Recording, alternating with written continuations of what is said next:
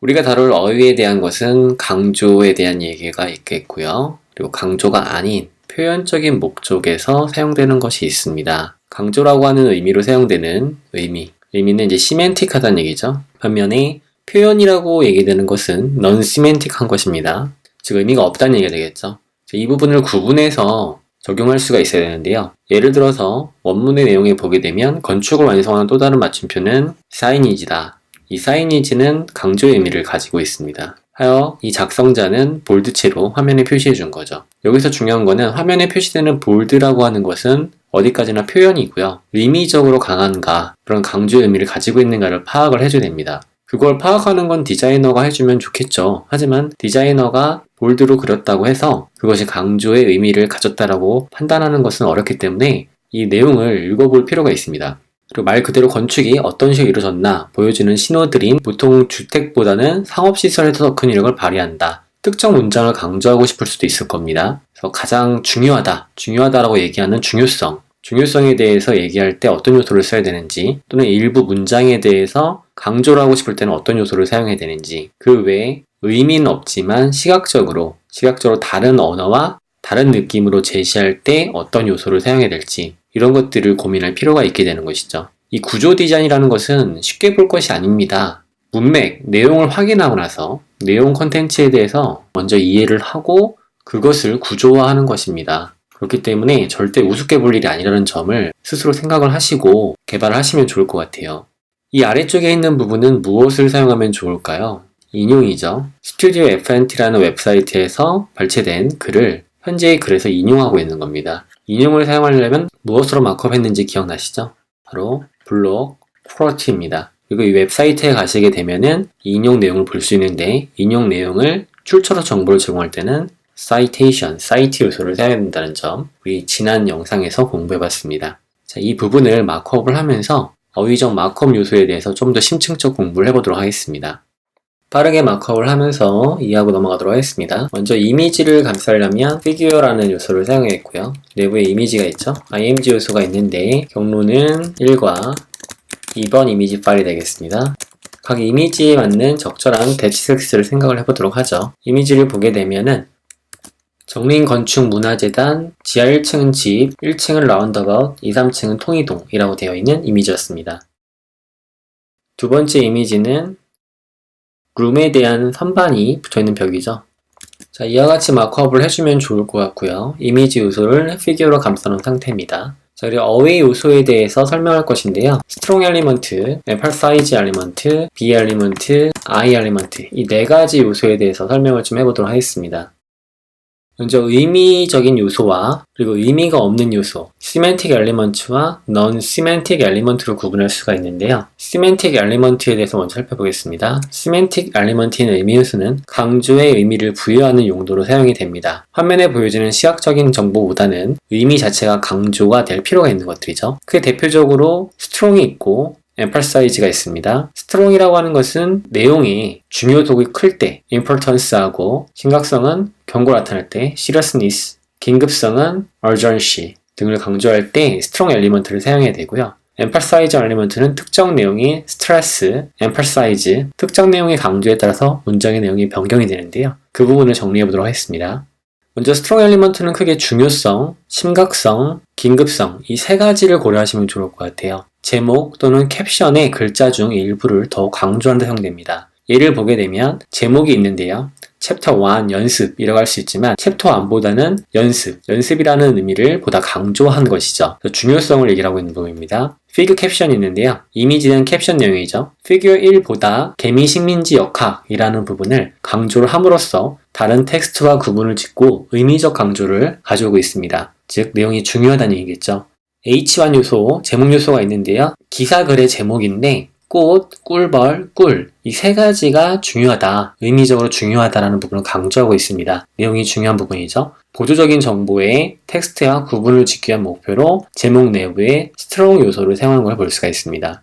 심각성 부분입니다. 경고 또는 주의를 주고자 할 때 사용하는 것인데요. 아래 내용의 단락을 보게 되면 경고, 강력하게 얘기를 하는 부분이고요. 이 지하 감옥은 위험합니다. 오리떼를 피하세요. 강조한 부분이죠. 찾은 금은 가지고 떠나세요. 스트롱 엘리먼트는 중첩이 가능한데요. 중첩이 되게 되면은 depth를 가지게 됩니다. 그래서 1depth 내에 2depth를 가지게 되고 계층 구조가 형성이 되는 거죠.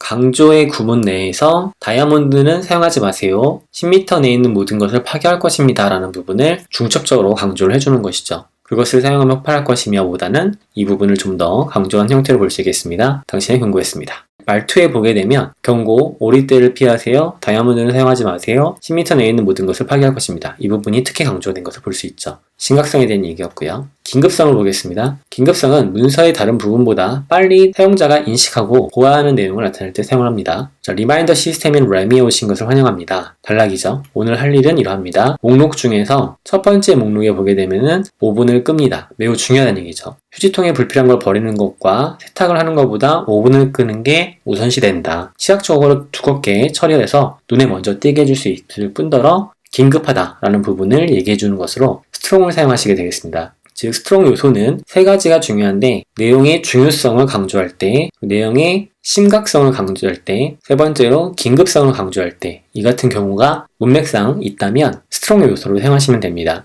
다음은 EM 요소인데요. EM 요소는 특정 내용의 스트레스 또는 강조를 할 때 사용한다고 했는데요. 앞서 살펴본 스트롱보다는 다소 약한 의미의 강조라고 보시면 됩니다. 문장의 의미를 변경한다는 부분을 이해해 보도록 하겠습니다. 강조가 전혀 없는 예입니다. 고양이는 귀여운 동물입니다. 단락으로 감싸져 있죠. 고양이, 즉 종을 강조한 예인데요. 이 문장에서 고양이는 귀여운 동물입니다. 이 중에 특히 고양이를 강조하고 있습니다. 이 얘기인즉슨 이 글을 읽는 사람들로 하여금 고양이가 다른 동물들에 비해서 특히나 귀여워라는 특정한 종에 대해서 강조한 내용을 볼 수 있고요. 두 번째는 귀여운이란 형용사를 강조한 예인데요. 고양이는 동물입니다. 그런데 귀여운을 강조한 거죠. 즉 고양이가 유독 귀엽다라는 형용사적인 부분에서 강조를 한 것으로 보시면 좋아요. 귀엽다라는 부분이 강조된 거고요. 동물을 강조한 예에서는 고양이는 귀여운 동물입니다 라고 되어 있죠. 누군가가 고양이를 갖다가 괴물입니다 라고 했다든가 누군가는 고양이를 갖다가 가축입니다 이런 얘기를 했다면 그것보다는 동물의 의미를 강조하고 싶다라는 문맥으로 이해할 수 있는 거죠. 문장 전체를 강조한 예에서는 고양이는 귀여운 동물입니다라는 강력한 주장이 담긴 거기 때문에 느낌표, 마침표가 아닌 느낌표로 바꿔서 표시해줄 필요가 있습니다. 고양이는 귀여운 동물입니다 라고 강하게 얘기를 해주는 것이 되겠죠. 자, 이렇게 해서 의미에 관련된 요소 두 가지 살펴봤는데요. 하나는 심각성, 중요성, 긴급성을 의미하는 바인 스트롱 요소, 그리고 다른 하나는 그것보다 약하지만 특정한 내용을 강조해서 얘기하고 싶을 때 쓰는 emphasize 요소가 있는 것을 확인했습니다. 여기까지가 의미고요. 의미가 없는 요소를 살펴보도록 하겠습니다. non-semantic element는 다른 글자와 구분하기 위한 용도, 즉 표현적 용도로 사용이 되는 것이고요. B 요소와 I 요소가 있습니다. 과거 HTML 4.01 버전에서는 B와 I 요소를 더 이상 쓰지 말라고 했는데요. 이유는 볼드와 이탈릭체로 표시하는 단순한 표현이었기 때문입니다. 하지만 지금의 HTML5에서는 각각 다른 형태로 사용할 것을 요구되고 있는데요. 그런 부분을 이해하시고 쓰시면 좋을 것 같아요. B 요소는 단순히 다른 글자의 구분된 용도로 사용을 하고 문서 요약의 주요 단어나 리뷰할 제품의 이름 정도에 사용을 하시면 좋을 것 같습니다. 지금까지 정리하면 아래 조건에 부합하지 않을 경우 최종 수단으로 B 요소의 사용을 고려하시면 좋은데요. 제목의 경우는 당연히 제목의 역할을 가지고 있는 H1부터 6 요소를 사용하시면 되고요. 강조, 일반적 특정 구문에 관한 강조는 emphasize 요소를 사용하시고 중요도, 긴급성, 심각함 이런 부분에서는 strong 요소를 사용하시면 되겠습니다. 그 외에 아직 배우진 않았지만 우리 보통 마킹 한다고 하죠. 지금 제가 한 행동도 마킹인데 이 마킹을 할 때는 마크라는 요소를 사용할 수가 있습니다. 그런 용도가 아니다. 이 구문에서의 문장의 의미는 그런 구문이 아니다 라고 한다면 최종적으로 B 요소를 사용할 수 있다는 걸 아시면 되겠습니다. B 요소의 사용 예시를 보게 되면 작은 방에 들어가니 낡은 액자와 거미줄이 엮인 손전 등이 삭제에 놓여 있었다. 자, 이 구문에서 낡은 액자와 거미줄이 엮인 손전 등을 강조하는 건 아니고요. 그것도 제목도 아니고요. 또 중요하지도 않고요. 그리고 일반적으로 마킹한 것도 아니고 단순히 다른 텍스트와 구분하는 용도로 B 요소를 사용했다 보시면 되겠습니다. 잘못 사용된 예를 보게 되면 경고를 의미하는 부분에서는 seriously 하니까 strong element를 사용해야겠죠. strong이 아니고 B 요소를 사용한 것은 잘못된 예가 될 수 있겠습니다. I 요소를 살펴보겠습니다. I 요소 또한 마찬가지로 다른 글자, 구분된 용도로 사용을 하고요. 기술적인 용어나 다른 언어 또는 목소리, 인물의 생각 등을 표현할 때 I 요소를 사용하시면 되겠습니다. 자, 귀여운데 어떤 걸로 귀엽냐면 팰리스 실베스트리 카처스는 귀여워요 라는 구문에서 이 팰리스 실베스트리 카처스라는 이 용어 자체를 다른 글자와 구분되는 형태로 만들어 사용할 수 있습니다. 또 산문 내용의 용어는 위에 기술되어 있다. 이 부분에서 산문 내용을 이제 기술적 용어로서 I 요소를 감쌀 수 있고요. 또 갈릴레이는 재판을 받고 나오면서 equals move라고, 그래도 지구는 둥글다 라고 말했다고 얘기할 수 있습니다. I 요소의 랭귀지 속성을 사용해서 라틴 언어를 집어넣었죠. 라틴어로 그 사람이 이렇게 얘기했다는 것을 얘기해 주는 걸 볼 수 있습니다. 인물의 생각 등을 표현할 때 I 요소를 사용할 수가 있으니까요. 물론 이 내부에 쿼테이션 마크가 있으니까 Q 요소를 사용해서 인라인 인용 구문을 사용할 수도 있겠죠. 하지만 더블 쿼테이션 마크로 대체할 수 있다고 했었기 때문에 여기서는 Q 요소를 사용하지 않고 I 자체의 구문 맥락이 지금에 나오는 맥락과 다르게 인물의 생각 등을 표현하는 부분에서 I 요소를 사용했다고 이해하시면 좋을 것 같습니다. 꿈에 연속된 장면을 I 요소로 사용한 예시인데요.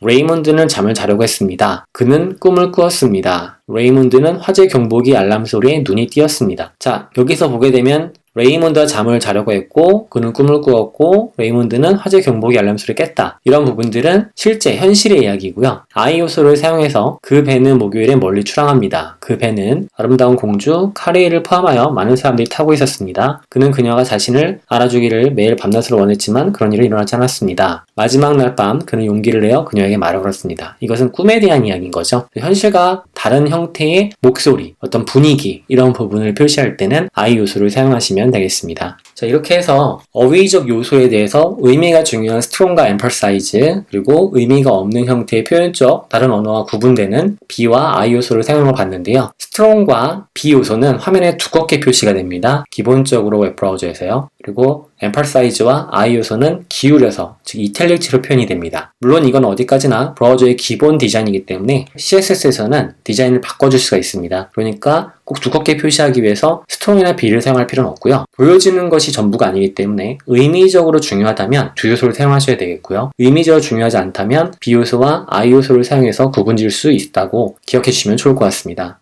나머지 부분을 마크업하겠습니다. 단락으로 구조해 주시면 되겠고요. 또 다른 마치표는 사이니지다.